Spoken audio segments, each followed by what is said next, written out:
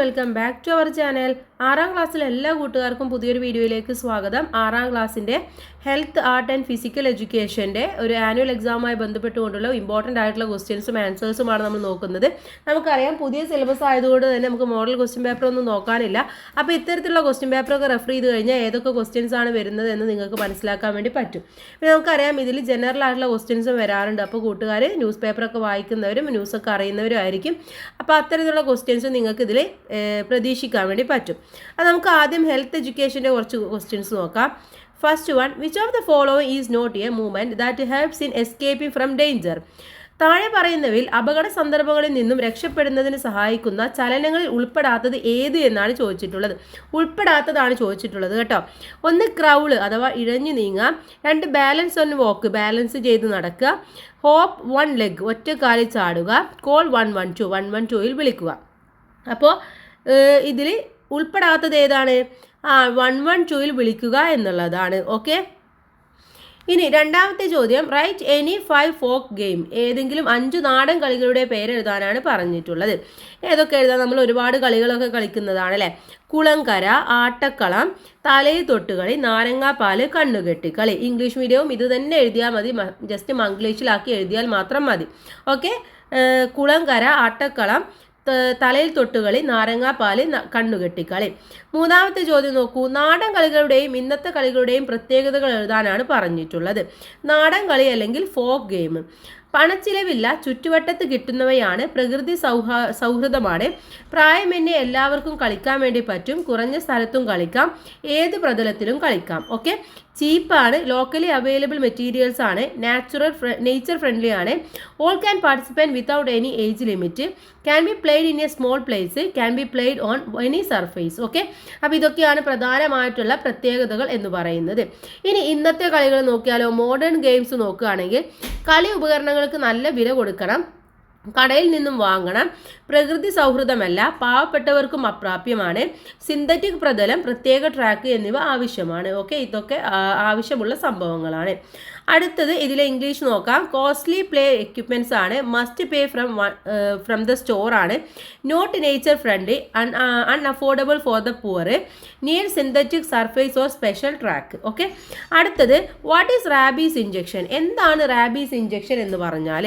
Rabies virus ബാധയെ തടയുന്നതിനായി നൽകുന്ന പ്രധാന ചികിത്സാ രീതിയാണിത്. രോഗബാധിതരായ മൃഗങ്ങളുടെ അഥവാ നായ, പൂച്ച തുടങ്ങിയവ കടിയേറ്റാൽ 24 മണിക്കൂറിനുള്ളിൽ വാക്സിൻ നൽകേണ്ടത് നിർബന്ധമാണ്. ഇത് ആദ്യം 0, 3, 7, 14, 28 ദിവസങ്ങളിൽ 5 ദിവസങ്ങളിലായി നൽകപ്പെടുന്നു. കൂടാതെ കടുത്ത കേസുകളിൽ റാബീസ് ഇമ്മ്യൂൺ ഗ്ലോബുലിൻ കടിയേറ്റ സ്ഥലത്ത് നേരിട്ട് നൽകുന്നു. Rabies injection is the primary treatment to prevent rabies virus infection. If bitten any and affected animal, cat or dog, the vaccine must be administered within 24 hours. The scheduled 5 doses given on days 0, 3, 7, 14 and 28. It is severe cases, rabies immune globulin is directly administered at the bitten site. Okay, അപ്പോൾ ഇതൊക്കെയാണ് rabies injection എന്ന് പറയുന്നത്. ചിലപ്പം ഇത് ചോദിക്കും, വല്ല പൂച്ചയോ Dogo ഒക്കെ ബാധയുള്ളത് കടിയേറ്റ് കഴിഞ്ഞാൽ ഏത് ഇഞ്ചക്ഷനാണ് കൊടുക്കേണ്ടതെന്ന് ചോദിച്ചാൽ നിങ്ങൾക്ക് ഈ പേര് അറിഞ്ഞിരിക്കണം. അഞ്ചാമത്തെ ഒരു ചോദ്യമാണ്, what are the benefits of അക്കുകളി? അക്കുകളി കൊണ്ട് ഉണ്ടാകുന്ന ഗുണങ്ങൾ എന്തെല്ലാം? മാനസിക ഉല്ലാസം, ശരീര സന്തുലനം കൈവരിക്കുക, ഏകാഗ്രത കൈവരിക്കുക, ഒറ്റക്കാലിൽ കാര്യക്ഷമമായി ചാടാൻ സാധിക്കുക, പേശി ശക്തി കൈവരിക്കുക, entertainment, achieve body balance, achieve concentration, be able to jump efficiently on 1 leg, attain muscular strength. അടുത്ത ചോദ്യമാണ്, ഇന്ത്യൻ ഹോക്കിയുടെ കളിത്തട്ടിൽ എന്നറിയപ്പെടുന്ന സ്ഥലം ഏത്? Which place is known as the cradle of Indian hockey? ഏതാണ്? കൊഡവയാണ്. Okay, Kodava in Kodagu district of Karnataka. Okay, കർണാടകയിലെ കൊടക് എന്ന് പറയുന്ന ഡിസ്ട്രിക്റ്റിലുള്ള കൊഡവ എന്ന് പറയുന്ന സ്ഥലമാണ്. ഏഴാമത്തെ ചോദ്യം, what is free movement?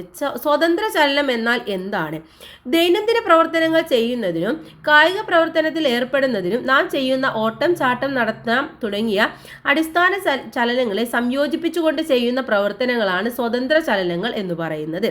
Free movement are activities we performed by combining basic movements such as running, jumping and walking, which we use in daily activities and physical activities. Okay. ഇനി എട്ടാമത്തെ ഒരു ചോദ്യം, ലോക കായിക രംഗത്തിന് ഇന്ത്യ നൽകിയ മഹത്തായ സംഭാവന എന്നറിയപ്പെടുന്ന കളി. Which sport item is known as the greatest contribution of Indian to world sports? ഏതാണ്? ചതുരംഗമാണ്, അഥവാ ചെസ്സ് കളിയാണ്. ഓക്കെ, ചതുരംഗം അല്ലെങ്കിൽ ചെസ്സ് കളി. ഒൻപതാമത്തെ ഒരു ചോദ്യം, write an example for a structured movement. ഘടനാപരമായ ചലനത്തിന് ഉദാഹരണങ്ങൾ എഴുതാനാണ് long jump, high jump, basketball, നടത്ത മത്സരം, football. Okay, long jump, high jump, basketball, walking competition, football. പത്താമത്തെ ചോദ്യം, what are the other names of അക്കുകളി? അക്കുകളിയുടെ മറ്റു പേരുകൾ എന്തൊക്കെയാണ്? അക്കുകളി, ടെക്കുകളി, മെഡാസ്, വട്ടുകളി, പാണ്ടിക്കളി എന്നൊക്കെ പറയാറുണ്ട്. ഓക്കെ, അക്കുകളി, ഡെക്കുകളി, മെഡാസ്, വട്ടുകളി, പാണ്ടിക്കളി. 11, വാട്ട് ഈസ് ബേസിക് മൂവ്മെൻറ്റ്സ്? അടിസ്ഥാന ചലനങ്ങൾ എന്നാൽ എന്ത്?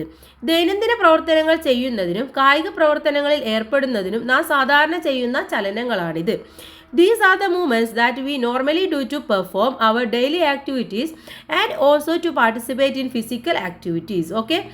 ഇനി 12ാമത്തേത്, write examples for structural movement. ഘടനാപരമായ ചലനങ്ങൾക്ക് ഉദാഹരണം എഴുതുക. എന്തൊക്കെ എഴുതാം? ഫുട്ബോള് ഹെഡ് ചെയ്യുക, ഫുട്ബോൾ ഹെഡ് ചെയ്യുക, ലോങ് ജമ്പ്, ഹൈ ജമ്പ്, ഓട്ട മത്സരം, നടത്ത മത്സരം, basketball. Okay, head the football, long jump, high jump, race, walking competition, basketball play. അടുത്ത നമുക്ക് ആർട്ട് എഡ്യൂക്കേഷനിൽ വരുന്ന ക്വസ്റ്റ്യൻസ് ആണ് നോക്കുന്നത്. What are the things to remember while writing a script for radio plays? എന്താണ്? Radio നാടകങ്ങളുടെ script തയ്യാറാക്കുമ്പോൾ ഓർമ്മിക്കേണ്ട കാര്യങ്ങൾ എന്തെല്ലാമാണ്? 1, കഥാപാത്രത്തിന് അനുസൃതമായ സംഭാഷണ ശൈലി, ആശയ വ്യക്തത, ശബ്ദസഹായത്താൽ പശ്ചാത്തലം തിരിച്ചറിയൽ, dialogue suitable to the characters, clarify of object concept, identify the background with the help of sound effect. അടുത്തത്, വാട്ട് ഈസ് അസംബ്ലേജ് ആർട്ട്? എന്താണ് അസംബ്ലാഷ് ആർട്ട് എന്ന് പറഞ്ഞാൽ? മനുഷ്യനിർമ്മിതവും അല്ലാത്തതുമായ വസ്തുക്കളെ കലാപരമായ ആശയത്തിൻ്റെ പിൻബലത്തിൽ ക്രമീകരിക്കുന്ന കലാശാഖയാണ് അസംബ്ലാഷ് ആർട്ട് എന്ന് പറയുന്നത്. ഓക്കെ, മനുഷ്യനിർമ്മിതവും അല്ലാത്തതുമായ വസ്തുക്കളെ കലാപരമായ ആശയത്തിൻ്റെ പിൻബലത്തിൽ ക്രമീകരിക്കുന്നത്. Assemblage art is the stream of art that arranges man-made and natural materials in an artistic way. 3ാമത്തെ ചോദ്യം, what is the importance of background music in drama? നാടകത്തിൽ പശ്ചാത്തല സംഗീതത്തിൻ്റെ പ്രാധാന്യം എന്താണ്? നാടകരംഗങ്ങളിലെ ഭാവം, അന്തരീക്ഷം, മാനസികാവസ്ഥ എന്നിവയുടെ തീവ്രത വർദ്ധിപ്പിക്കുന്നതിനായി ഉപയോഗിക്കുന്ന സംഗീതമാണ് പശ്ചാത്തല സംഗീതം എന്ന് പറയുന്നത്. നാടകത്തിലെ പ്രത്യേകമായ സംഭവങ്ങൾക്കോ സംഘർഷങ്ങൾക്കോ കൂടുതൽ ആസ്വാദനം നൽകുന്ന സംഗീതത്തെയോ ശബ്ദത്തെയോ സാന്ദർഭിക സംഗീതം എന്ന് പറയുന്നു. Music need to intensify the feelings and emotions and tendencies of the scene. When a drama is staged, is termed as background music in theatre. Incidental music is music or sound used in theatre or specific occasions and scenes showing conflicts or situations that are entertaining. Okay, അടുത്ത 4ാമത്തെ ഒരു ചോദ്യമാണ്, write a short note on piano. പിയാനോനെ കുറിച്ചിട്ട് ഒരു ലഘു കുറിപ്പ് എഴുതാനാണ് പറഞ്ഞിട്ടുള്ളത്. അപ്പോൾ എന്താണ് പിയാനോ, എന്തിനാണ് ഉപയോഗിക്കുന്നത് എന്നൊക്കെ നമ്മൾ എഴുതണം അല്ലേ. പാശ്ചാത്യ സംഗീതത്തിലെ പ്രധാനപ്പെട്ട വാദ്യോപകരണമാണ് ഒന്നാണ് പിയാനോ. ഇത് കട്ടകൾ ഉപയോഗിച്ച് വായിക്കുന്ന ഒരു തന്ത്രിവാദ്യമാണ്. പിയാനോയെ ശബ്ദരംഗങ്ങൾ സൃഷ്ടിക്കുന്നത് തന്ത്രികളിൽ ഏൽപ്പിക്കപ്പെടുന്ന മൃദുപ്രഹരങ്ങൾ മൂലമാണ്. ഗ്രാൻഡ് പിയാനോ, അപ്രേറ്റ് പിയാനോ എന്നിങ്ങനെ 2 തരത്തിലുള്ള പിയാനോകളാണ് ഉള്ളത്. Piano is one of the most important instruments in western music. It is A string instrument that is played using keys. The soft touches on the keys of the piano create music. There are 2 different types of pianos named grand piano and upright piano. അപ്പോൾ piano എന്താണ്? ചിലപ്പോൾ പിയാനോയുടെ 2 പേരുകൾ ചോദിക്കാം. അപ്പോൾ ഇതൊക്കെ മനസ്സിലാക്കി വെക്കാം.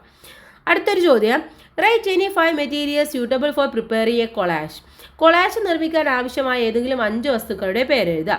Paper, cloth, metal pieces, needle, leaves അഥവാ പേപ്പർ, തുണി, ലോഹ കഷ്ണങ്ങൾ, സൂചി, ഇലകൾ. അടുത്ത 6ാമത്തെ ചോദ്യമാണ്, വാട്ട് ഈസ് ക്രിയേറ്റീവ് ഡ്രമാറ്റിക്? ക്രിയാത്മകമായ നാടകം എന്നാൽ എന്ത്? നിർദ്ദേശങ്ങൾക്ക് അനുസൃതമായി മനോധർമ്മം അനുസരിച്ച് പരിസ്ഥിതിയെയോ വസ്തുവിനെയോ വേഷത്തെയോ ക്രിയാത്മകമായി അവതരിപ്പിക്കുന്ന പ്രക്രിയയാണ് ക്രിയാത്മക നാടകം. Creative dramatic is the process of presenting either the environment, objects or appearance in a creative manner. Okay. 7ാമത്തേത്, what is musical instrument? Give examples. സംഗീതവാദ്യങ്ങൾ എന്നാൽ എന്ത്? ഉദാഹരണം വ്യക്തമാക്കുക. ശ്രുതിവാദ്യങ്ങളിൽ പാട്ടുകൾ വായിക്കാറില്ല. പാട്ടുകൾ വായിക്കാൻ കഴിയുന്ന ഉപകരണങ്ങൾ പൊതുവിൽ എന്താണ്? സംഗീതവാദ്യങ്ങൾ എന്ന് അറിയപ്പെടുന്നു. ഉദാഹരണമാണ് വയലിന്, പുല്ലാങ്കുഴൽ, ഗിറ്റാർ തുടങ്ങിയവയെല്ലാം. Songs are not played on drawn instruments. Instruments with which songs can be played are known as musical instrument. Example violin, veena, flute, guitar ഇതൊക്കെയാണ്. ഏഴാമത്തെ ചോദ്യം, how many music notes are there in western music? പശ്ചാത്തല സംഗീതത്തിൽ എത്ര അടിസ്ഥാന സ്വരങ്ങൾ ഉണ്ട്? 7 ആണ്. ഓക്കെ, 7 എണ്ണമാണ് ഉള്ളത്. അപ്പോൾ ആർട്ട് എഡ്യൂക്കേഷൻ കഴിഞ്ഞു. അടുത്ത സെക്ഷൻ നമ്മൾ വർക്ക് എഡ്യൂക്കേഷനിലെ ക്വസ്റ്റ്യൻസ് ആണ് നോക്കുന്നത്. What is the reward four business? ബിസിനസ്സിന് പ്രതിഫലം എന്താണ്? ലാഭമാണ് അല്ലെ, പ്രോഫിറ്റ് ആണ് ബിസിനസ്സിൻ്റെ പ്രതിഫലം എന്ന് പറയുന്നത്. രണ്ടാമത്തേത്, വാട്ട് ഈസ് ബിസിനസ്? ബിസിനസ് എന്നാൽ എന്താണ്? സാധനങ്ങളുടെയും സേവനങ്ങളുടെയും ഉൽപ്പാദനം, വിതരണം, വിപണനം എന്നീ പ്രവർത്തനങ്ങൾ തുടർച്ചയായി ഏർപ്പെട്ടിരിക്കുന്ന പ്രവർത്തനമാണ് ബിസിനസ്. ഉപഭോക്തൃ സംതൃപ്തിയിലൂടെ ലാഭം നേടുക എന്നതാണ് ബിസിനസ്സിൻ്റെ ലക്ഷ്യം. A business is an economic activity continuously engaged in for profit, involving the production, distribution and sale of goods and services. Business aims to reap profit through customer satisfaction. Okay. അടുത്തത്, what is employment? എന്താണ് തൊഴിൽ എന്ന് പറഞ്ഞാൽ? വരുമാനം ലഭിക്കുന്നതിനായി മറ്റൊരാളുടെ കീഴിൽ ജോലി ചെയ്യുന്നതിനെയാണ് തൊഴിൽ എന്ന് പറയുന്നത്. അതായത് ഒരു തൊഴിലുടമയുടെ കീഴിലാണ് തൊഴിലാളികൾ പണിയെടുക്കുന്നത്. ജോലിക്ക് പ്രതിഫലമായി ഒരു നിശ്ചിത ശമ്പളം ലഭിക്കുന്നു.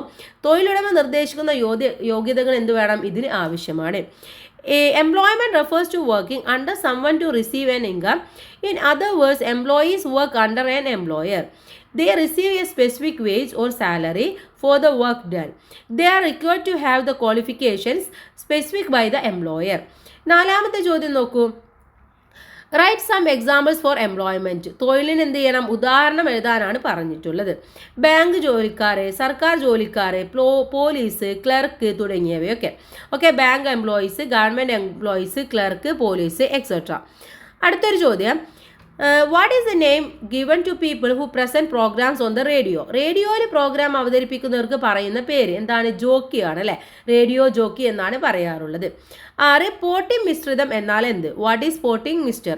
പോട്ടി മിശ്രിതം പോട്ടിംഗ് മണ്ണ് അഥവാ പോട്ടിംഗ് കമ്പോസ്റ്റ് എന്നും അറിയപ്പെടുന്നു. ഇത് പാത്രങ്ങളിൽ സസ്യങ്ങൾ വളർത്തുന്നതിനായി രൂപകൽപ്പന ചെയ്ത ഒരു മിശ്രിതമാണ്. Potting mixture, also known as potting soil or potting compost, is A mixture designed for growing plants in A containers. ഇനി 7ാമത്തെ ചോദ്യം, who invented radio? Explain. Radio കണ്ടുപിടിച്ചത് ആരാണ്? വിശദീകരിക്കാനാണ്. റേഡിയോ ഏതെങ്കിലും ഒരാളാണ് കണ്ടുപിടിച്ചത് എന്ന് പറയാൻ സാധ്യമല്ല. പല ശാസ്ത്രജ്ഞരും ഗവേഷകരും റേഡിയോയുടെ കണ്ടെത്തലിൽ പങ്കുവഹിച്ചിട്ടുണ്ട്. എന്നാൽ ആദ്യത്തെ പ്രായോഗിക വയർലെസ് ടെലിഗ്രാഫ് വികസിപ്പിച്ചതിൻ്റെ ബഹുമതി ഗൂഗ്ലിയൻ മു മാർക്കോണിക്കാണ്. മാർക്കോണി ഒരു ഇലക്ട്രീഷ്യൻ ആയിരുന്നു. It cannot be said that radio was invented by a particular person. Many scientist and researchers have played a role in the invention of radio, but the craft of developing the first practical wireless telegraph is given to Guglielmo Marconi. He was an electrician. Okay, അപ്പോൾ ഇത്രയുമാണ് important ആയിട്ടുള്ള questions ആയിട്ട് വന്നിട്ടുള്ളത്. ഇതിൽ നിന്ന് എന്തായാലും നിങ്ങൾക്ക് കുറച്ച് ചോദ്യം പ്രതീക്ഷിക്കാം. അപ്പോൾ എന്തായാലും എല്ലാവരും നന്നായിട്ട് പഠിക്കുക, നന്നായിട്ട് പരീക്ഷ എഴുതുക. Okay, all the best. Thank you.